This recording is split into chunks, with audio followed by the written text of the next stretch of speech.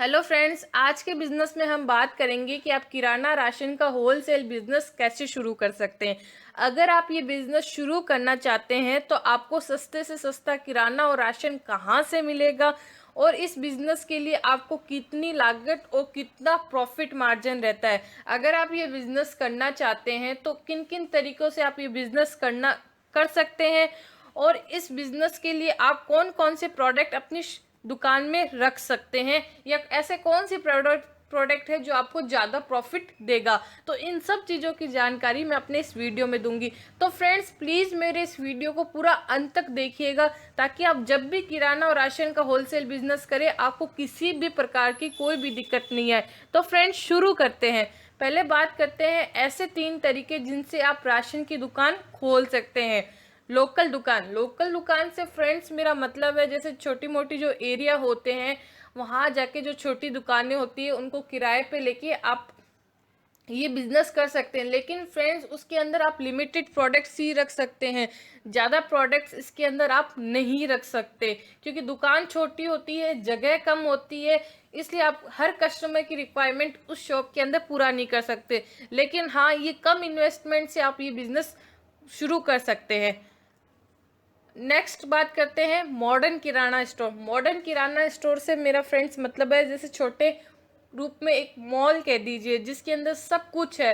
FMCG के सारे products आ जाते हैं जिसके अंदर, और राशन अनाज के सारे प्रोडक्ट्स आ जाते हैं और कॉस्मेटिक्स के सारे प्रोडक्ट्स आ जाते हैं। ये सारे उसके अंदर आप रख सकते हैं और आप हर कस्टमर की डिमांड को मॉडर्न किराना स्टोर में पूरा कर सकते हैं। लेकिन फ्रेंड्स, इसके अंदर क्या होगा कि इन्वेस्टमेंट थोड़ी ज़्यादा होगी प्लस आपको जगह का भी चुनाव अच्छा करना होगा। आपको मेन लोकेशन पे जहाँ पब्लिक बहुत आना जाना ज़्यादा हो वहाँ आपको ये शोरूम कह दीजिए या मॉडर्न किराना स्टोर बोल दीजिए आपको खोलना होगा। इसके लिए आपको फर्नीचर और भी चाहिए होगा, स्टाफ भी आपको 1-2 रखना पड़ेगा।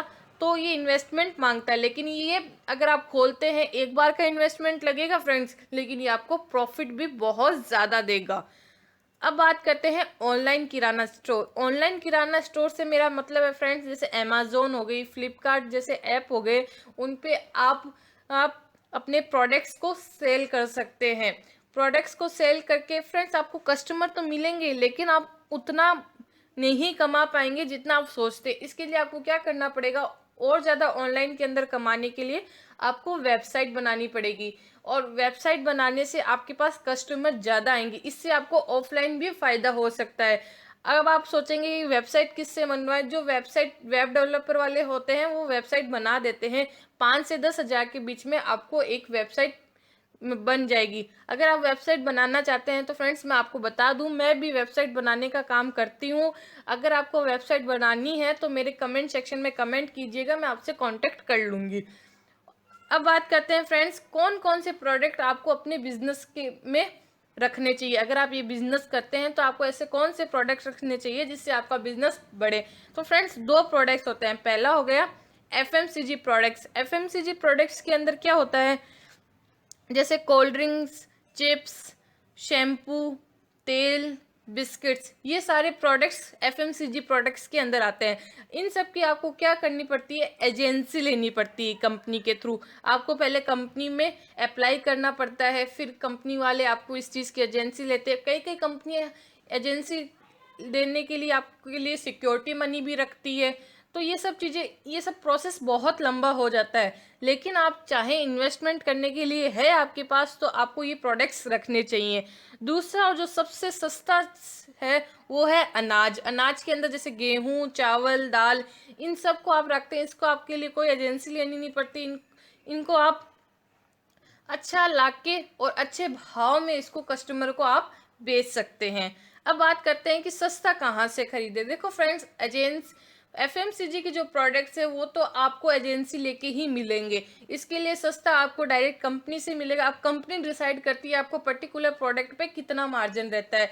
लेकिन अनाज की बात करें, अनाज जैसे गेहूं, चावल, दालें, ये सब चीज़ें आपको या तो किसान से खरीदनी चाहिए या फिर ब्रोकर से। किसान से खरीदने का मेरा मतलब है फ्रेंड्स, किसान से अगर आप डायरेक्टली खरीदते हैं तो आपको सस्ता मिलता है और आप अच्छे प्रॉफिट के साथ कस्टमर को बेच सकते हैं।